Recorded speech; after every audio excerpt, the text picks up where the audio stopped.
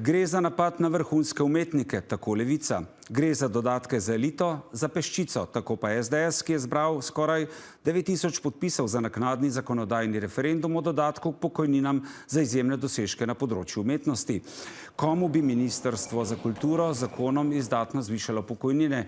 Do kar 100-odstotnega dodatka bi bili torej upravičeni tisti s Prešernovo nagrado za življenjsko delo.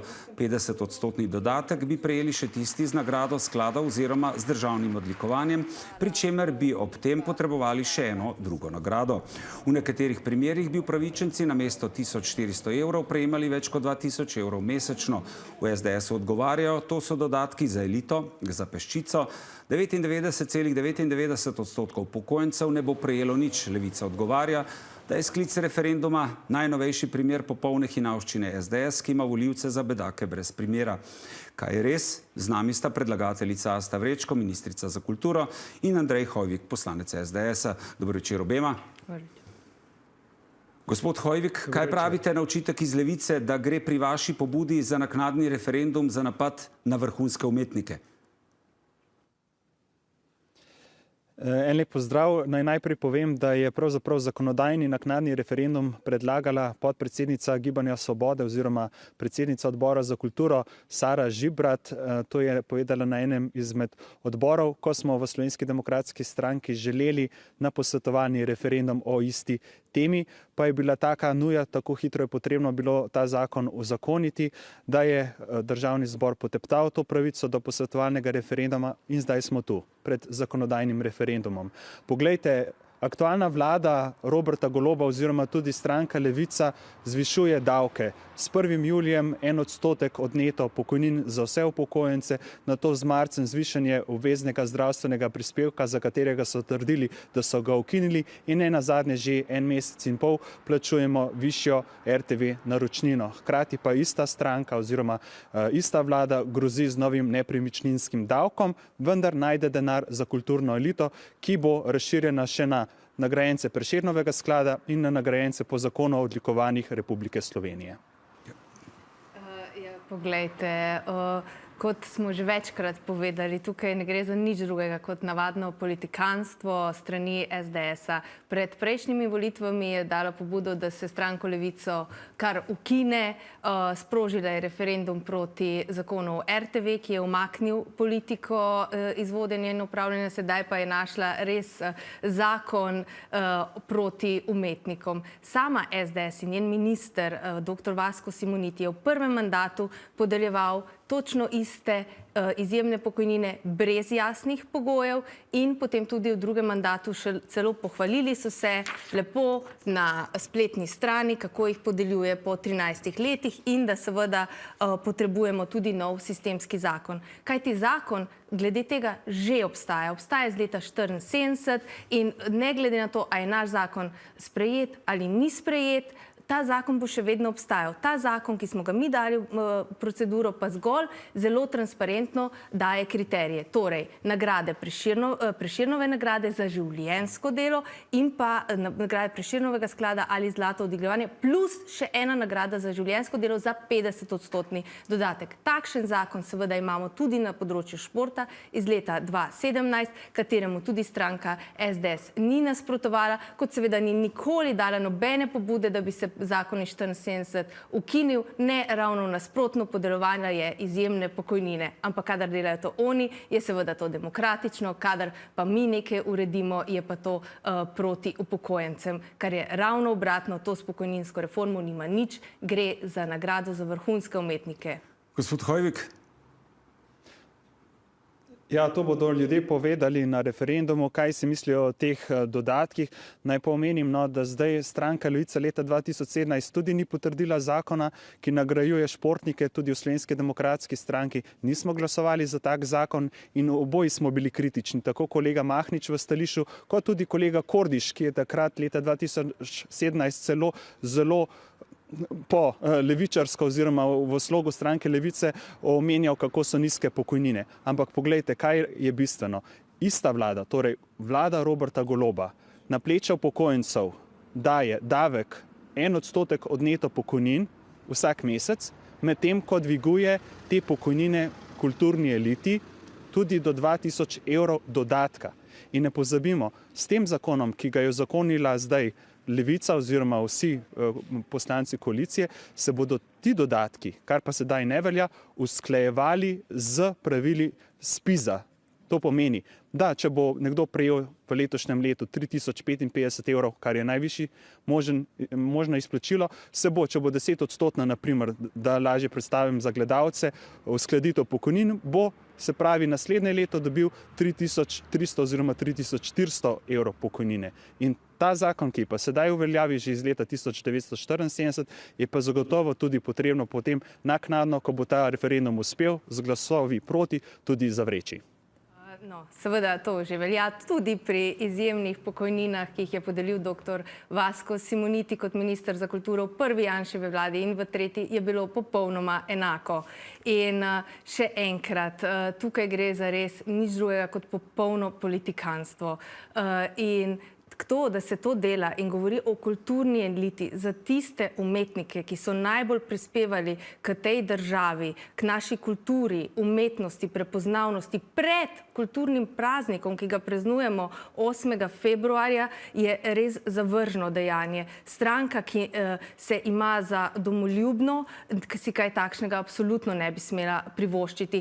Hkrati pa tudi stranka, ki je, kot vemo, znižala odmerni odstotek na 56 in ustvarila generacijo revnih upokojencev, da sedaj, ko pa končno se popravlja in dela nova pokojninska reforma, spet zavaja in govori o revnih upokojencih, je nezaslišano. Kar se pa tiče seveda procenta, pa gre za dolgotrajno oskrbo in gre za to, da bodo vsi lahko seveda deležni končno varne starosti.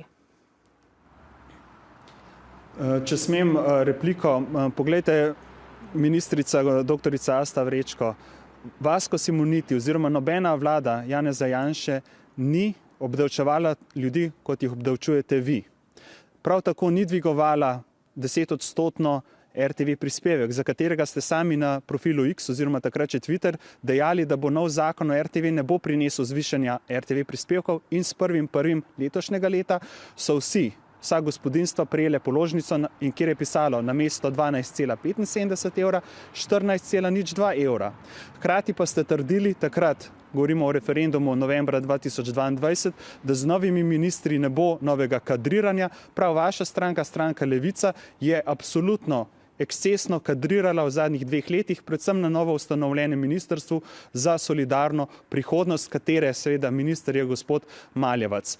In poglejte, najbolj pomembno je to, vprašanje se bo glasilo, ali ste za to, da vlada, ki dviguje davke, predvsem na račun upokojencev, hkrati pa dodaja nove upravičence do tega dodatka, če smo že pri tem obstoječem zakonu, najbrž gospa dojilja psa in gospa, ki je izrezala svoj nosečniški trebuh v zastavo, po aktualnem zakonu iz leta 1974 ni upravičena. Po vašem zakonu bo upravičena do 50-odstotnega dviga. Govorimo torej o zneskih med 800 in 1200 evrov dodatka na že dodano pokojnino oziroma doseženo pokojnino, starostno seveda.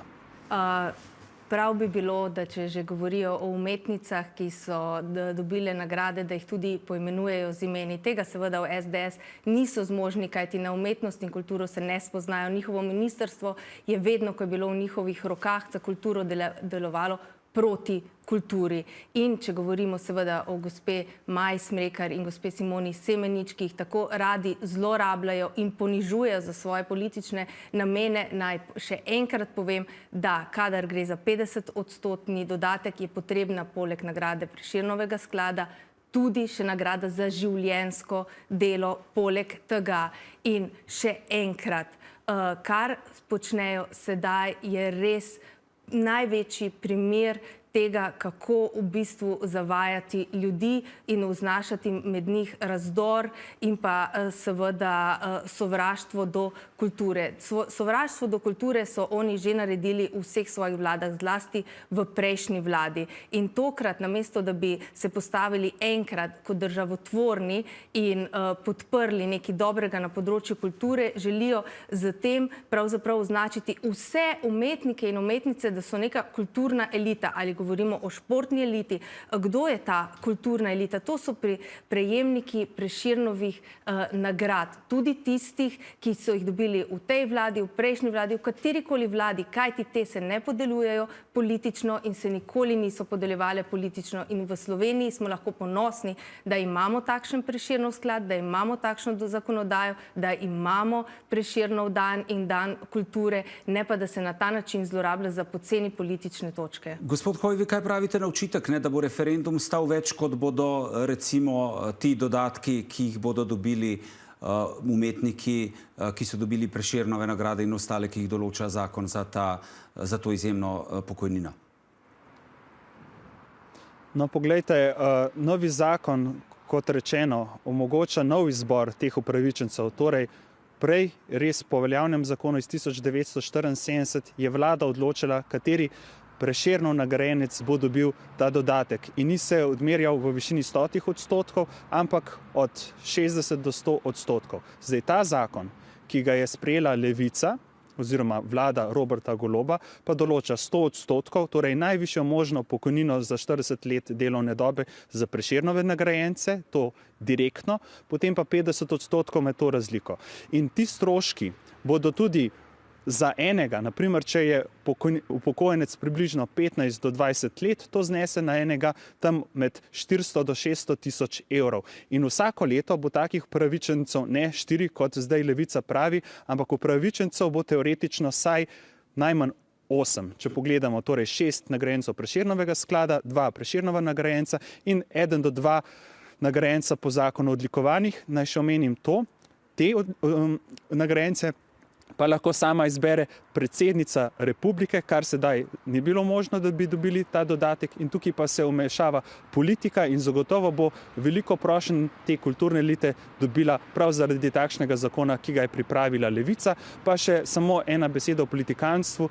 Zanima me, kako je doktorica Asta Vrečko glasovala, ko se je šlo v nakup za 700 milijonov evrov glede orožja. Najprej naj povem, da tudi dodatki gospoda dr. Simonitija so bili 100%, kar si lahko tudi gospod poslanec pogleda v javno objavljenih sklepih vlade.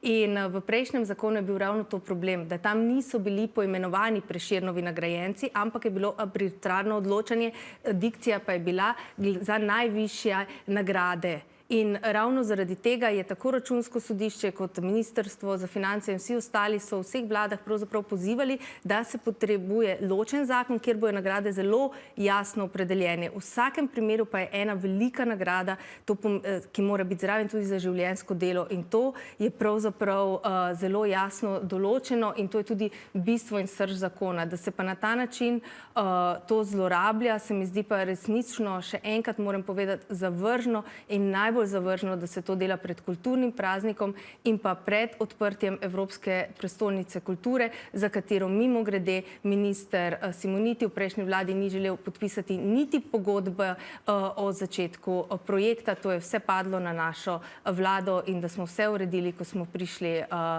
ko smo prevzeli Ministrstvo za kulturo. Gospod Hoivik, koliko časa boste zdaj zbirali podpise in kdaj pričakujete, da jih boste potem vložili v parlament, da bi se potem izpisal referendum, če vam bo to uspelo?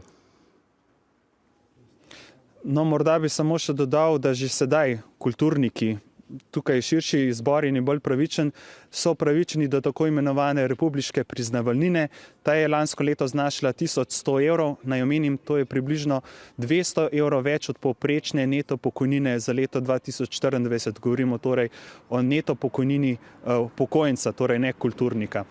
Kar se pa tiče zbiranja, ja, prihodnji teden bo najbrž predsednica Državnega zbora določila ta rok, ki bo 35-dnevni rok, in že sedaj vabim vse državljane, državljanke, upokojence in mlade ter aktivno prebivalstvo, seveda vse državljane torej, da se udeležijo naših stojnic pred upravnimi enotami ali pa oddajo svoj digitalni podpis preko e-uprave, ki ga vodi Ministrstvo za digitalno preobrazbo.